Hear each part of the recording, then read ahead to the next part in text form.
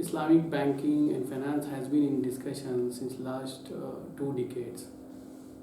India is a country with a population of 1.2 billion people, out of which 500 millions are unbanked. So considering this fact, Government of India has decided to adopt a policy of financial inclusion so that those unbanked population, which is excluded from mainstream financial system should be brought into the financial system. One reason. Second reason is India is developing with a rate of 6 to 7% per annum, and we have been targeting to achieve GDP rate up to two digits. So for achieving the two digits GDP growth rate, we need a huge investments. So these two are the main reasons why government of India and RBI is looking for Islamic banking. Islamic banking has potential to potential to satisfy these two demand which India and Indian society is in need. So these are the two main reasons. One is the financial inclusion, and second is the huge investment and capital requirements. So by Islamic finance, it is hoped that the unbanked population, which is keeping a distance from the conventional financial system and banking system, will come into the folds of mainstream banking system, and the capital and funds generated outside the country, which can be channelized to India through Islamic finance and Islamic finance modes, can also be brought into the India, and India can utilize that. That is a good question, whether Islamic financial system or Islamic banking is only for Muslims. So my answer, simple answer is no. No, because though this whole Islamic banking system is based on Islamic principles and Sharia principles, but there is no such a restriction where it is said that Islamic banking should be opt only by Muslims. It is open for everyone other than the Muslim communities. If we see in Western countries like in some nations in Europe and USA and Africa, you find a good percentage of the total customers are from other community than Muslim. And secondly, yes, there is a basic and fundamental difference between the conventional banking system and Islamic banking system is that Islamic banks don't transact in interest. They don't pay interest, they don't receive an interest. So that is the first primary difference. And avoiding interest, the Islamic banking system, unlike the conventional system where the conventional banks are just intermediate, they play a role as an intermediary, but Islamic banks don't play a role just as intermediary. They will be a partner of the business of the customers, means they will invest into the business of the customer, they will share the profit and loss accordingly. And some other products are there where they will charge the fees and rentals, and also they will sell the products. So avoiding interest, these are the four ways in which Islamic banks are operating and will operate in India as well.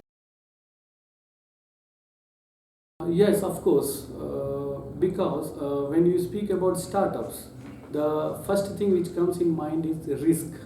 See, startups is a type of company, floated company, which has a huge risk. How creative the idea be? The question comes to the financing and funding. That is the backbone of every startup. So, who is going to share risk?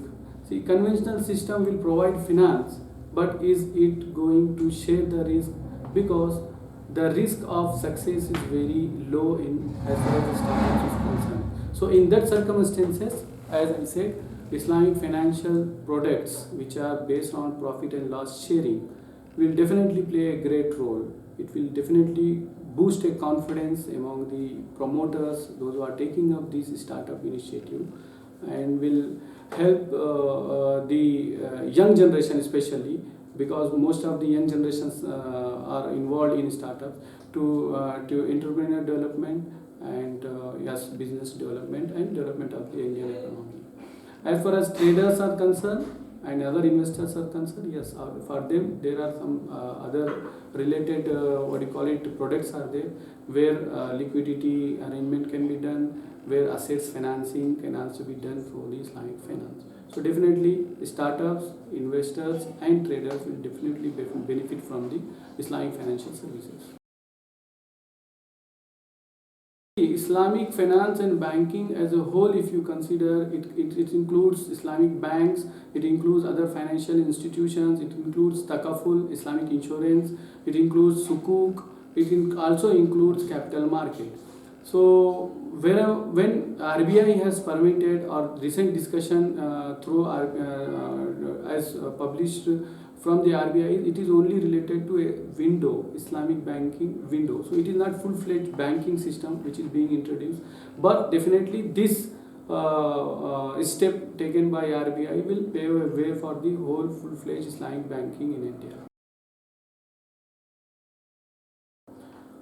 See, Islamic banking and finance, or the idea of introduction of Islamic banking and finance in India has been under discussion since last 2 decades.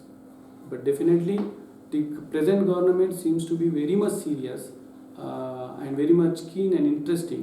There is an increased interest of the present government in introduction of Islamic banking. But it should be laudable, and it will be a bold decision if this idea will become a reality in India, which we hope it will be definitely become a reality in India.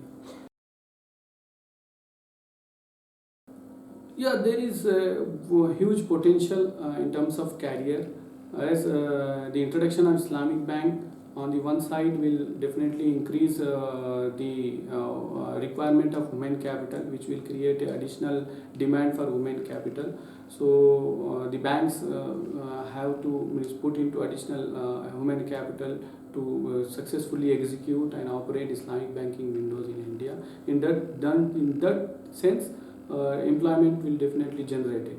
On the other side, due to the inflow of huge investments and due to the what you call it financial support for new startups and other traders and other companies, small and medium what you call it scale companies and industries, definitely there also it is expected that this introduction of Islamic banking and finance will have a positive impact in generation of employment. So in overall situation, if you see, yes, definitely there will be a positive impact in generation of